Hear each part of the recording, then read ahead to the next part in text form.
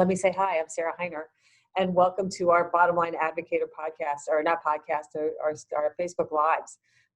So excited that you're here with me today. I'm excited. We're going to shift it up a little bit. I've been trying to mix it up a little because I think that COVID is so top of mind for everybody, and we have regular updates on it, but I think sometimes we actually need a break from that as well. I think it's important to remember that there are other aspects of our life. So today I'm really excited actually to talk about leadership and what we each could do and need to do to be in control of our lives as we sit here, I'll call it being victim of COVID or the politics or the media or whatever. Like there's so many things that are locking us down and making us feel like victims. And my guest today, Steve Kelly, you can see him now because I forgot to put him on his own little hole for the moment, has had an amazing life where he refused to be a victim and he overcame, and his lessons in leadership and his lessons in resilience and framing, and we're going to talk about all of that. Let me just remind you that we have a whole growing catalog of our videos. They're in either the Facebook Bottom Line Inc. Facebook page, or we actually have a YouTube channel as well, which is Bottom Line Inc.'s YouTube channel, so you can subscribe to that. Tell your friends about it, share this information, because we talk to some of the greatest experts, and we talk to them in a way that the mass media is not doing. I do not have an agenda except to have you learn and be as empowered as you can for the decisions in your life. If you have any questions, my trusted friend is going to be sending me little comments. But if you have anything, put your comments into Facebook. And then any comments, questions or comments for Steve, then pass them all along, or for me. And I will bring them into the conversation as we can. Let me introduce for you now. I have to always read it because the bios are just so great. So this is Steve Kelly, actually. And he is what I'll call the quintessential self-made man. From the time he was a child, he broke out and started self-making himself. He's a successful entrepreneur, the owner of a roofing company, and he's a real estate developer. He's a college professor of entrepreneurship, conflict management, and negotiation. All of this self-made, all of this from who he drove himself to be. He's a public speaker. He's a personal coach. He is a avid mountain bike rider and runner. He's the author of the new book called Break the Curse, A Template to Change. This is actually his second book. So his first book is really sweet. It was called The Fox Who Sneezed, and it was co-authored with his granddaughter. So he writes children's books and he writes inspirational books for adults. You can learn more about Steve and how to take control of your own life at breakthecurse.com. Steve, welcome. I'm so glad that you joined us today. Well, thank you, Sarah. I actually want to meet this guy the way you introduced him. I hear he's a really great guy, and I got to tell you, I read his book, and it was a really inspiring book. No, that's a very lovely introduction. Thank you so much. Well, it is my delight, and again, it's my delight to have you on. Now, you wrote this book. It's really interesting. Right at the beginning of the book, you say that you wrote the book to break the curse of bad leadership, which is passed down through generations, and that there is a legacy of bad leadership. So explain that, because we're going to shift this to being, we don't need to be victims, and that's the whole point of this. So talk about that legacy and what you're calling the curse that's passed down. So I have a rather controversial point of view about the size of families. And I believe that for a great many parents and families, they take on too many children, frankly. So some of us be great with one child, some of us be great with 3, maybe 4. But what happens a lot in my view and my experience with others is that they outkid themselves.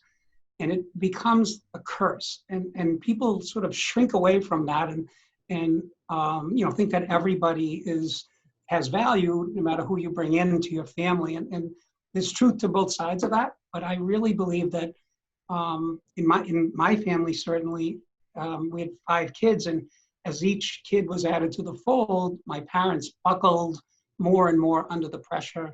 They ended up gravitating towards drinking and depression, and then a lot of anger issues and temper tantrums that the children in the family witnessed, and then had to find a way to shed those bad behaviors. So I'm going to come back on you, because there are a whole lot of people that I know from a whole lot of big families who had a really great experience. And there's no question you had a really challenging experience and challenging parents who struggled with the life that they chose. Yep. But there are the people that say if they're an only child, then they have other issues with their parents, and parents that are hovering Yes. over them and over controlling them and living their lives. So I'm going to push back on you actually for a second on that and say, do you think that if your parents, and we're going to talk about framing it a little bit, and I think this is going to cycle back to it, I'm going to challenge you.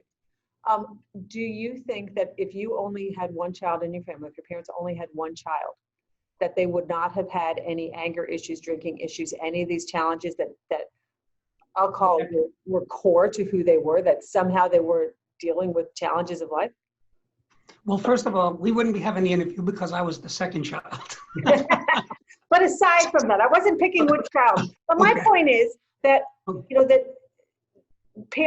have a hard time was it really about the 5 kids, or we're going to talk about framing, and maybe we'll need to jump to that next, because it's how you perceive the world is framing, and how you interpret and evaluate the world.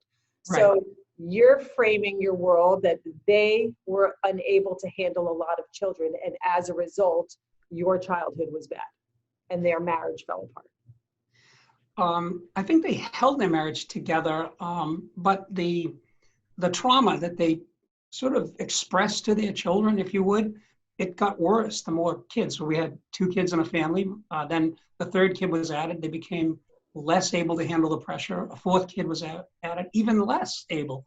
So maybe if they were different people, if they had chosen different mates, if they had a different upbringing, all of these things that combine to generate the life that they give their children are important. And I think for them, it was a curse that they created, and they were not able to overcome it well. And the children suffered. And by the way, I see it, it's not just my family. I mean, I see children of alcoholics, I see drug addicts, and they look to where they came from, their social upbringing, and sure enough, there are those same markers of pressure that has been created. And I think, gee, wouldn't it be wonderful if the parents could have known that, have one kid and then see how you do. What if they had a different challenge, right? So what if someone lost a job? What if they had, your life has been full of challenges. So you had, again, I didn't intend that we were going to go down this way. So, but this is fascinating. So, what if, because there are parents out there, and I'm being protective because I know that there are a lot of people out there who come from all sorts of backgrounds. And I don't want to get stuck on the fact that if you have a big family or a small family, like parents have their challenges. And I think that's the biggest thing that that catalyzed you to change. Whatever, whether it was big families or small, you took on a responsibility and you pushed yourself and said, this isn't the life that I want to have. And you had a strength about you. Exactly. And also you have to consider what support did they have. So for instance, right now I live in a multi-generational home. I have my wife, her son, I have my granddaughter and grandson. They live on the other side of our house. We have like a double-sided house, like a duplex. Right. And we're there to support them. So they could have 2 more kids if they wanted, because they have a great support structure. And maybe you have people that have like a good religious faith that supports them. But in the case of my parents, there was not enough support. And the results were almost predictable. And I've got friends that their kids have had troubles, if you would, challenges, and that was predictable. So that predictability piece is the piece that I rail against, or would like to see us all change. And how can we do that? And it starts with this idea of what is the self-propaganda that you give yourself? How do you frame things that come into your life? And how does that create an attitude that allows that you are going to use to observe, focus on, and compete with the challenges that everybody gets, whether it's a job loss everyone's going to get something, right? In this case, everyone did get something with COVID-19, everyone. So now how are we all handling that? And I mean, it's hard for someone to walk back the number of children that they have, and I'm not asking them to. I like to, at some point in any interview, I like to inject that I have enough trouble running my life. I'm not going to tell you how to run yours. Well, let's jump to that concept of framing, actually, because again, that this is what's underneath it. So you, first, why don't you define what framing is, and then we'll Okay. go from there. So framing is your bias, your intention, the perceptions you have, and the understandings you have, and how you gather that to create the sense making about the world. How do you see the world? But everybody sees the world through the lens of what's behind them.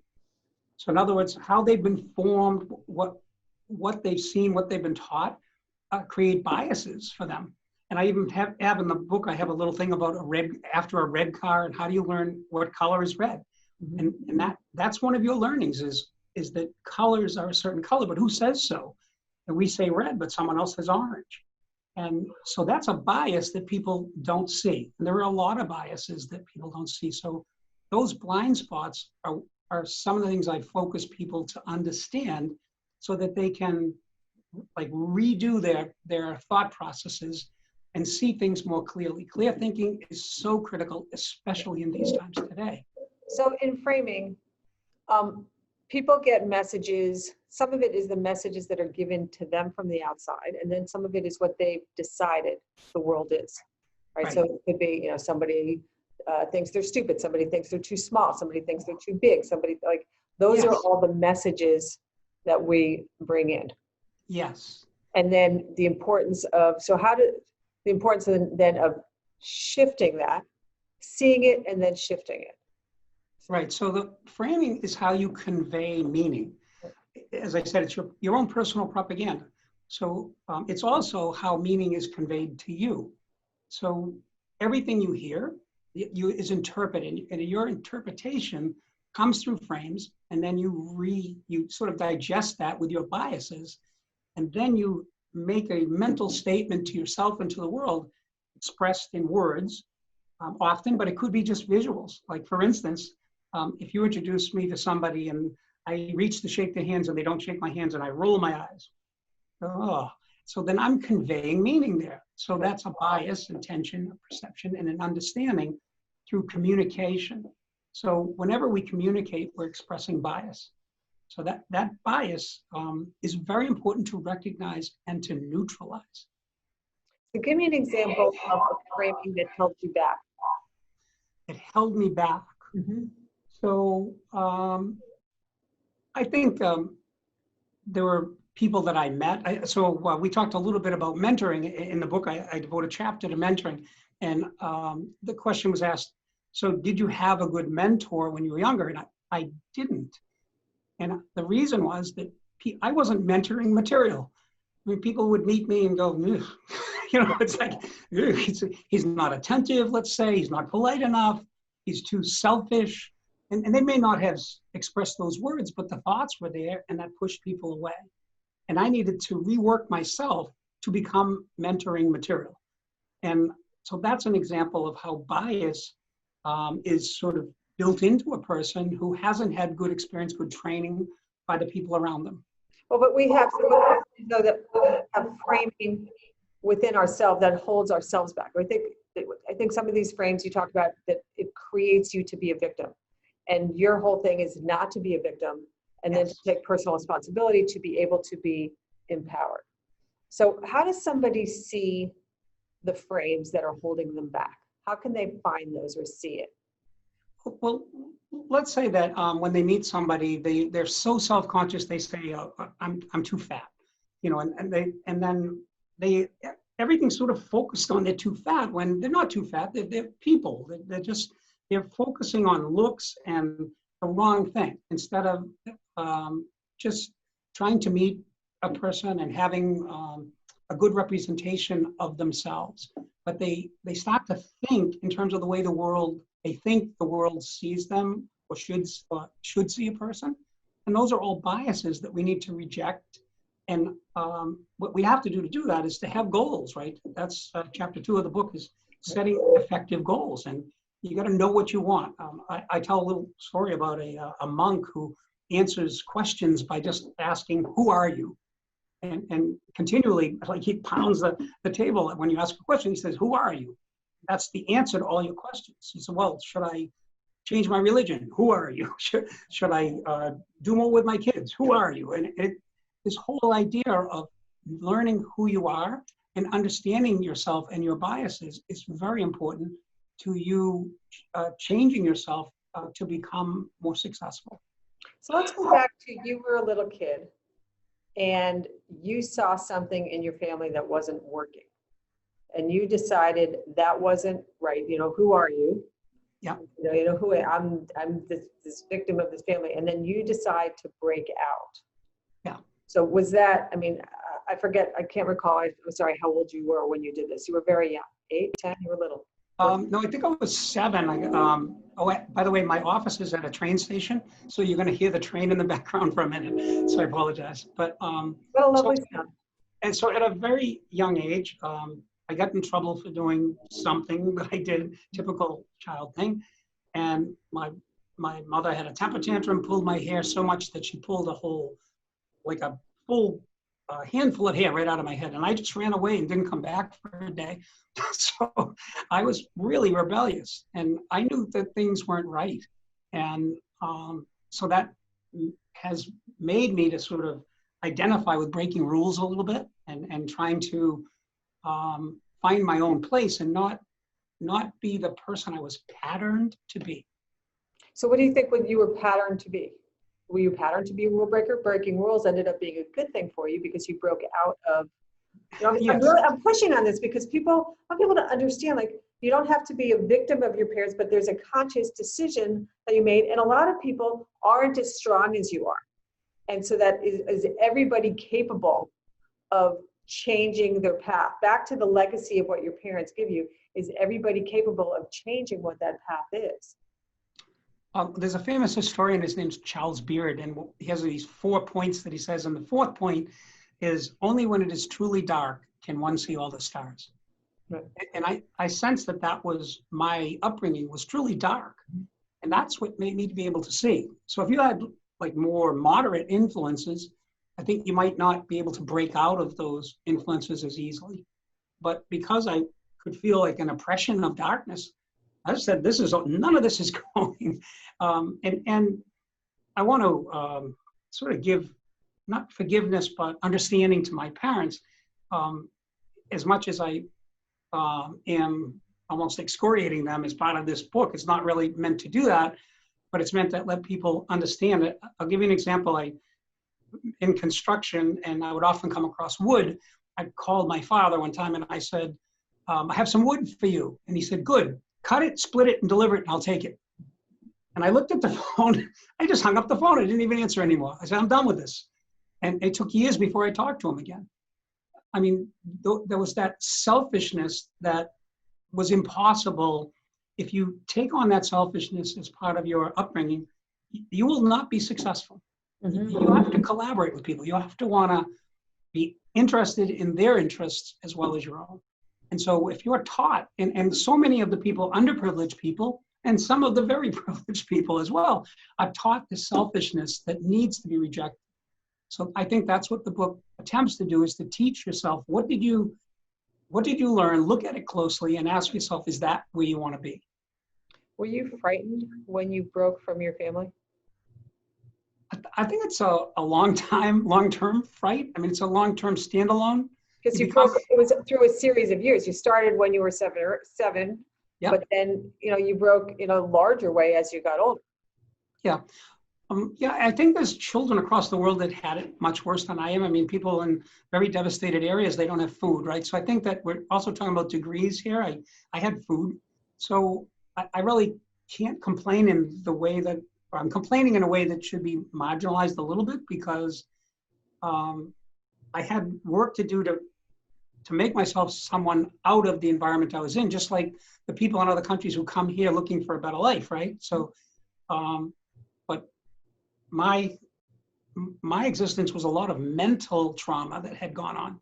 And I think you end up fighting that your whole life. So, but it did have the benefit of making me extremely independent, and that had very helpful consequences. At age 19, I started my own business, and I never looked back. I just owned my own business, and I learned how to do things the hard way at the very beginning. Which has been hugely successful for you. Let's talk about personal responsibility. because that is a major theme that goes through all of this, with framing, with commitment to community, with relationships, that it all circles in personal responsibility. And you really own literally everything in your relationships, in your actions. Talk about that for a second. Okay, so I think an example that will resonate with your audience, almost any audience. So I have apartments and I rent to tenants. And I'll tell you a quick story about my worst tenant ever. So my worst tenant ever, when they moved out, they took the sink with them. So that may sound bad, but it's crazy. But what was crazier is they cut it out and didn't shut the water off. I found out 2 days later when the cellar was 3 feet deep in water. Oh my gosh. Okay. Were so they mad? Why did they do that? They had a bad upbringing. That's why they did it. So they left and took a sink and turned the water on? Yep. Well, no, they cut the sink because they wanted it apparently, and they cut the pipes but left the water running. So they flooded the cellar. I found out 2 days later. So whose fault is that? That's my fault. You want to know why? Number one, who decided to be in the apartment rental business? I did. Right. Number two, who rented to them? I did. I'm responsible for everyone I bring into my life. I don't blame other people. I don't blame them. They're on their way. I forgive them. Goodbye, good luck, good riddance, frankly. And I have to fix that. Now, guess what taking that responsibility did? It made me much more conscientious of who I'm renting to now. Because I don't blame that person. If I blame them, I'd be like, oh, who's the next jerk that's coming along? No, I blame myself. Okay, so now I have to refine my systems of who I'll rent to.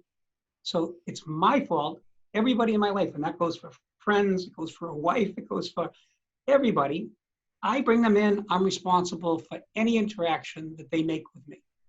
I think that's such an important concept. I want to talk about the fire in your house as well. That it gives you so much power to take responsibility rather than blaming, rather than being victim, rather than, I'm watching this in Connecticut. We had the storm came through a couple weeks ago or the other day. We have power out. I've got my no power hair on today. And I'm watching the governor blaming, he wants to open an investigation and blame the electric company that they're taking so long to get things repaired. And I'm thinking, didn't you have a conversation 5 days ago when they knew the storm was coming up the coast to check in with the electric company, to check in with the tree people, whoever you need to check in with, and say, let's run through the process. Yes. And make sure everything is in order before the storm hits. Maybe we won't need it, but maybe we will. And so let's all of the audience take responsibility now. Who hired the governor? All the people in Connecticut. It's a democracy. Okay, right. Come on. You did a terrible job picking that governor, and a terrible job in the cities that have mayors that are terribly, frankly, just screwing up big time. Well, we're not going to go there. You and I can do that separately. We're not going to go to that. But you understand that, stop blaming the governor, get together with the people. What could you have done differently? You could have got your team together, said, this is the kind of person we want to run the city or the state or the country. Let's get together and make that happen. Because what you could have done differently to change the outcome was put someone different in there. This isn't an authoritarian regime. That's true. And everybody can vote, and we've got elections coming up. But even I think it's just an example of owning your responsibility versus pointing the finger at it's somebody else's fault. So you had a tragedy happen. You had a beautiful house, and you had a tragic fire. And again, you could have easily played victim, but you didn't. You learned important lessons from that.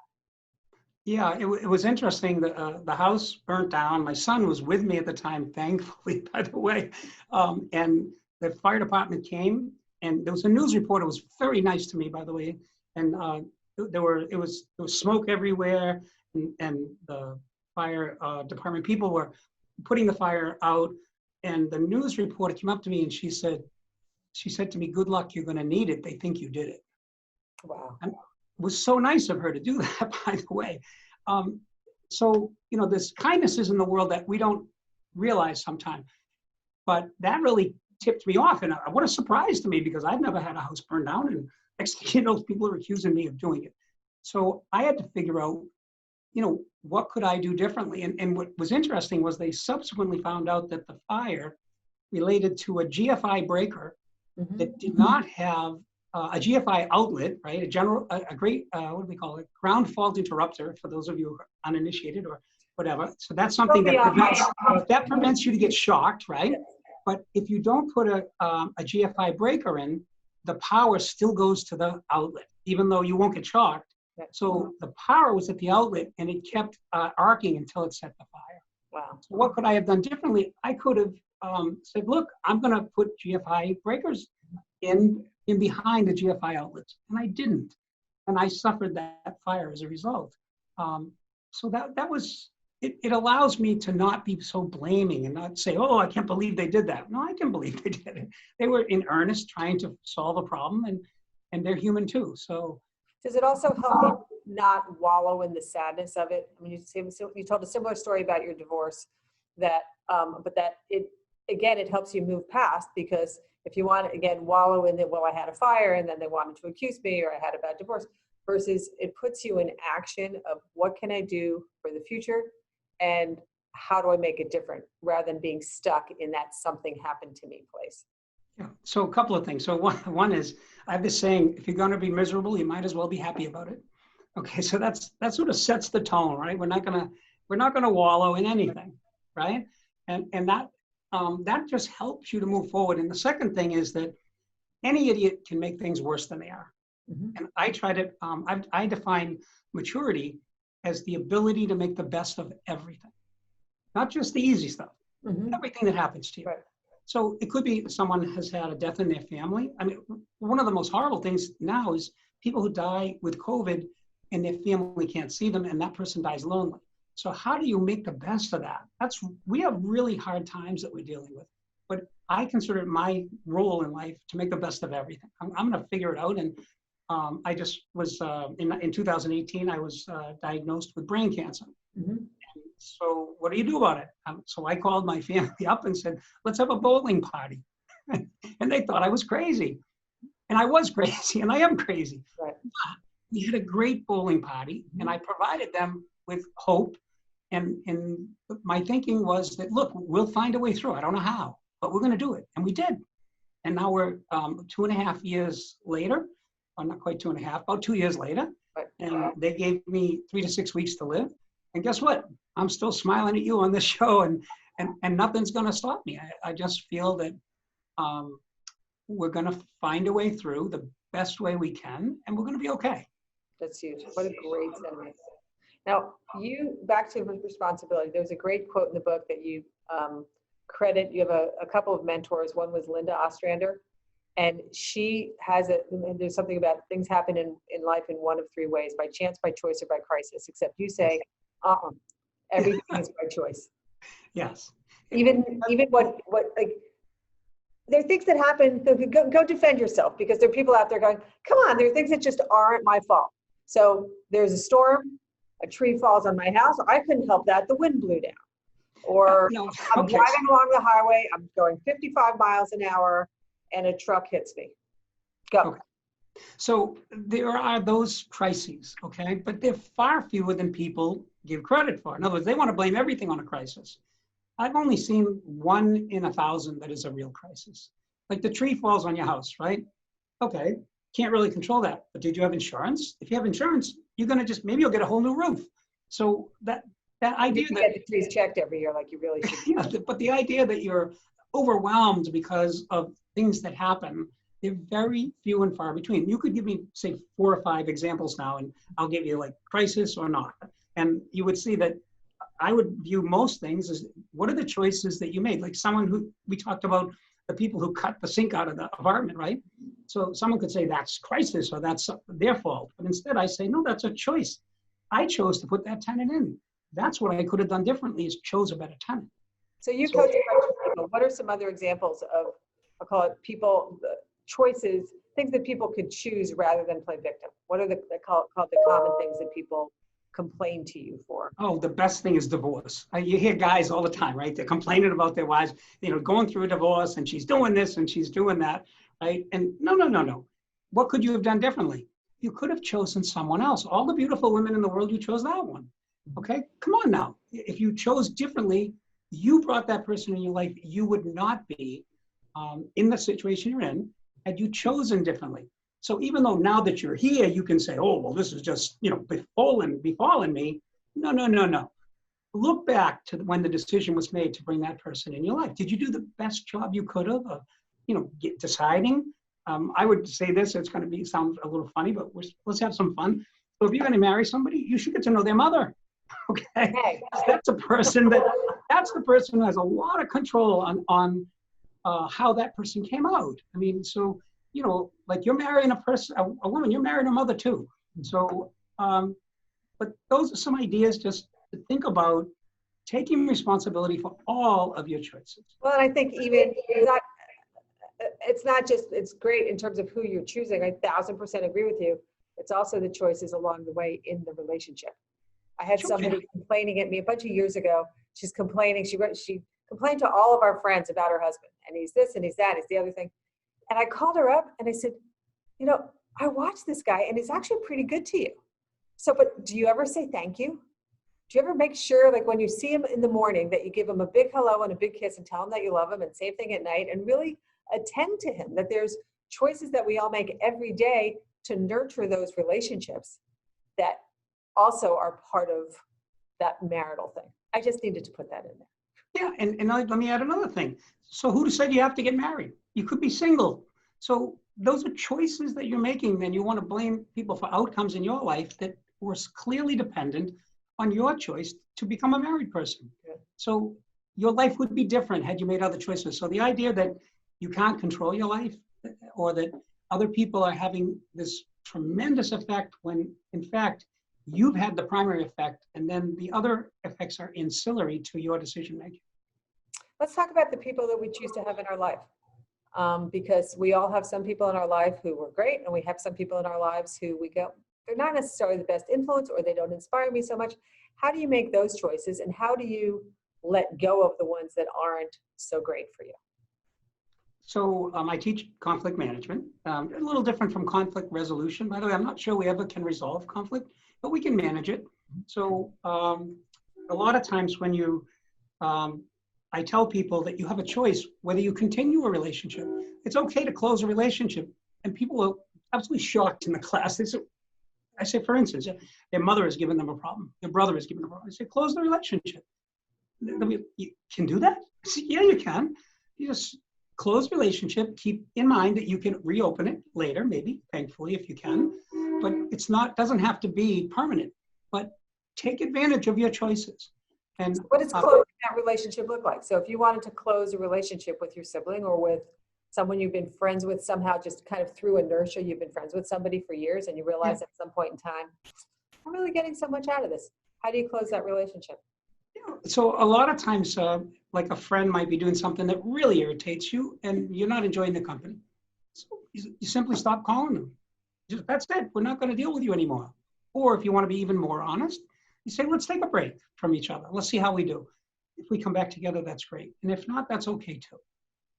It's simple. Like it's okay to create options in your life, right? And to offer a choice out. Now, people feel so compelled to a line of thinking that is a bias. That this is what I'm talking about is, we can use a metric of creating options, offering ourselves choices, right? And we empower ourselves. Yeah, well, and I think coming back to, again, those very early decisions that you made in terms of having the strength and the wherewithal and the personal responsibility, and I'll call it the leadership aspects, that you say, this isn't a path I want to be on. I want to be on a different path. It's not who I want to be. Right. I mean, who do I want to be? So that means you're setting goals. Who do you want to be? Do you want to be caring and compassionate? Or do you want to be someone who just rolls with the thunder and the wind that comes your way? Let's talk about some of the other conflict resolution strategies. So you talk about that there are, because I think, it's really the anger that's in the environment right now really troubles me. And I think that's really tied closely to there's conflict and then conflict resolution. And do you have to live in this anger and bathe in this anger? And how do you get out of these interactions? So you talk about three devils that are at the root of anger. Right. So the three devils are injury to your sense of self, injury to your sense of control, and injury to your sense of rightness about the world. Think about the opposite of of feeling in control. People that have no sense of control, they can't control their lives, right? People whose sense of self has been struck, and people who think that the sense of rightness about the world, their options are limited. Those people are in jail, personal jail or in actual jail. And that's not a great place to be. And that's why limiting options, denying choice, and disempowering others doesn't work. So how do you do that? Is what I say is you create options, you offer choice, and you empower others. So let how me do give I, you an option. I feel like somebody has insulted me, or, as we're seeing around that there's a broader Good. narrative of. Let me give you the big example that we're all facing right now. We're watching protesters and rioting and things like that, right? So people are upset with those people. Some people perhaps like what they're doing, but I am a person who's not happy with that. But you know what? I love those people because those people are my best friends. They are showing me the breaks in the system that I love. In other words, I think this is a great country, but they're showing me, hey, we've got all these problems. Someone who doesn't have their bravery, let's say, is not showing me that. So now I know what I have to fix. So they're my best friends. They're showing me what my weaknesses are. So how do we find a way to get to those people? How do we get them back in the fold if they choose to be? And then we can fix the system. But to hate them is just not, that doesn't make sense to hate them. There's a funny saying, we're intimately connected along the lines of our disagreement. I got that. But there's a great line that gave me great hope in the book, which talked about disruption creates opportunity, and the greater the disruption, the greater the opportunities. Yes. So think how much opportunity there is today. We have so much disruption, but we have to learn I've got these three things that I think matters: kindness, compassion, and tolerance. There's an opportunity for us to make kindness, compassion, and tolerance matter. I know what everybody else wants what they want to say matters, but I say those three things are things that will bring us back together. And to find those, that a reframing project. So you want to be angry, you want to say, I have a different opinion, you don't know, but to find that you have to reframe to get back to the tolerance and the compassion. I think it takes greater awareness. You have to understand anyone can break things, right? Any idiot, frankly. Right. Anyone challenged can break things. Like when you were a child, you could break things and expect somebody to fix your toys or give you a new one. I still break things and expect someone to fix it. Yeah, now we're adults, okay? So now you've got to be special to build. And I look back at the forefathers of this country who developed one of the top civilizations in the world and say those people were special. They came up with a system of government that had checks and balances. It's something that allows so much protest to even go on. And now we have an opportunity from those wonderful people to share with us that we need to fix some things. So instead of looking with hatred upon these things, you can look with love upon those people and say, hey, okay, thank you for sharing what's wrong. Now let's work together to fix it. Right. And then you talk about creating options, offering choices, and then empowering people other than myself. Yes. CUCO. Yeah, CUCIO. I call it. Say that right. Yeah, I call it CUCIO. So CO, create options. Right. OC, offering choices. Right. And empowering others and ourselves. When we empower other people by doing that, we all become empowered, and it's you can get a lot more done. By the way, if you think about how people parent, right? Shut the door, get to sleep, don't do this, do that. So there's a very limiting option set when you're bringing young children up, and it's sometimes necessary. You back off of the curb. You don't want someone to get hurt on a sidewalk. But as we get older, that shifts because people as adults don't want to be told what to do. Instead, we have to give them options and let them choose to honor them and their person and let them have the consequences. So I say for parenting, consequences first, love is second, and you're not in charge. Okay, so for children, you get to be in charge when you pay your own way. So if you're a college kid living at home, you're not in charge, okay? Because you're not paying your way. All right, so get used to it. Who is it? Ortega, my favorite philosopher, he says, unhappiness is the permanent bruise each and every one of us gets when we come face to face with reality. Mm-hmm. So used to some unhappiness. And the Buddhists have a concept called tapaisa, and that's self-suffering. And by the way, that really helped me when I went through my cancer treatment. I had stem cell transplant. I lost my fingernails, my toenails, my hair, my tongue. I lost everything on my body from the chemicals. And because I was determined that it's okay to suffer, it made a difference in my attitude and how I was able to go through it. So if people can have this sense of suffering, that suffering is okay, then they will do better as they explore, hopefully with curiosity, how they can make change. Yeah, it's funny. You talk about a friend one of your athlete friends, about pain and how Yes. we've all been trained that pain is bad. Yes. And I've talked about this in some other podcasts in terms of the opioid crisis, where we're training people that you have to have pain of zero. No, you're never going to have pain of zero. Yes. And that pain is a message to you. Different types of pains in different way, but it's a message to you to pay attention. Right. But I don't want to draw into question somebody who has such pain that they need to have whatever they have. Mm-hmm. What I'm talking about is learning in small incremental ways to handle pain and handle it more and more. And that experience for me really helped me as I went through cancer and stem cell transplant.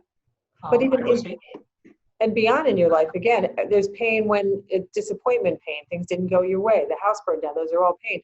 But pushing through it, taking responsibility, shifting your framing, and being able to come up with action plans and different options moves you past that pain and has it be a motivation. Right. And I would also say the more you blame others, you're then magnetically pulled to the past by blaming others. So we want to get rid of that magnetism. We don't want to be controlled by the past. We want to be able to build our future as we want it to be. The more you blame others, the more controlled by the past you are. Interesting. Now, one other last topic I want to talk about, because mentors have played a really important role in your life. So talk about that for a second. So from perspective of mentors, I'm one lucky guy. Okay, so I was kicking and screaming against mentors my whole life by not understanding what value they could have and not being prepared to accept the better knowledge of somebody who's experiencing and greater understanding of the world would benefit me. And I just couldn't get there.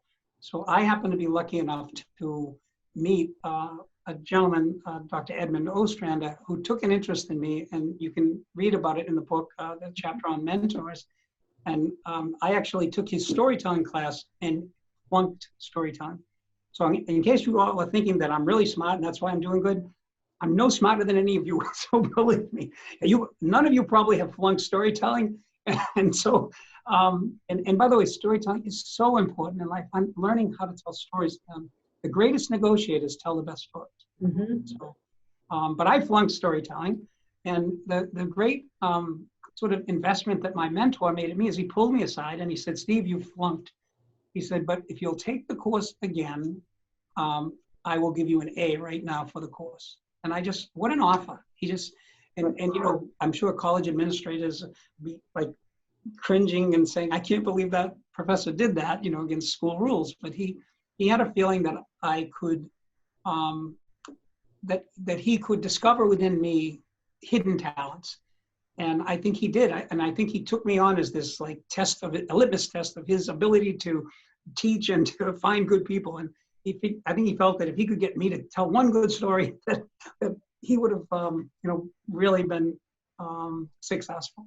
Right. So that was how I came to be mentored and realized the importance of mentors. And I have now mentees. I have, maybe 10 people that I mentor now, and gleefully so. I'm so happy to be able to share ideas when other people's lives need the ideas. So there's a pride thing. A lot of people feel like they have to do things on their own, or they're afraid to accept that help, or they're embarrassed to ask someone to mentor them. So how do they get over that hurdle? I think it's about trust. And I think that you don't overwhelm somebody with mentoring help. I think you build on it. So somebody asks for a small opinion, and how you frame that, right? You frame it as an option. You frame it as you have to make your own decision, but let me give you these things to think about. And I won't tell you what to do. And I make that so clear that I have enough trouble around my own life. I've already said that once, but it bears repeating. I can't run yours. And so I think a good mentor knows how to get out of the way. And that's what my mentor did with me is he helped me, but he got out of my way and allowed me to flourish. Now you were lucky because your mentor showed up magically in your life. Some people, like, how do you find a mentor? How do you know, like, to go look, to go ask for them? Because some people, again, they're struggling alone, and they might even know that they need some assistance, but no. Okay. So the whole idea of, we talked about who are you? So determine who you are. Determine who you want to be. If you like reading, for instance, then go to libraries, right? Go to book readings.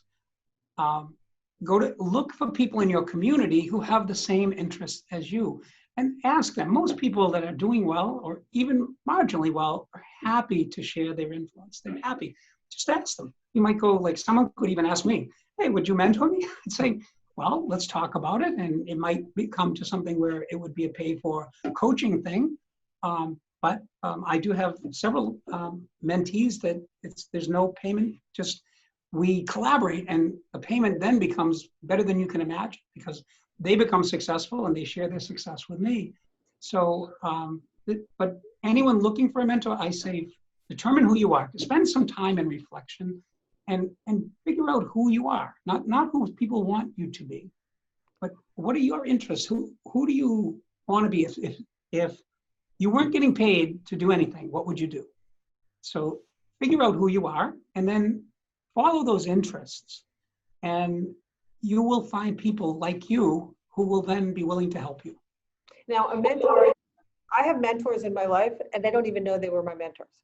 They were my friends. They were people that I learned from. That is there an aspect to, I'll call it just being open to the learning from other people, that you develop a friendship, you develop a relationship, and realizing that somebody through that relationship is a mentor, but it's not like you said, could you please be my mentor? And could we meet 3 times a month so to be able for you to give me mentoring?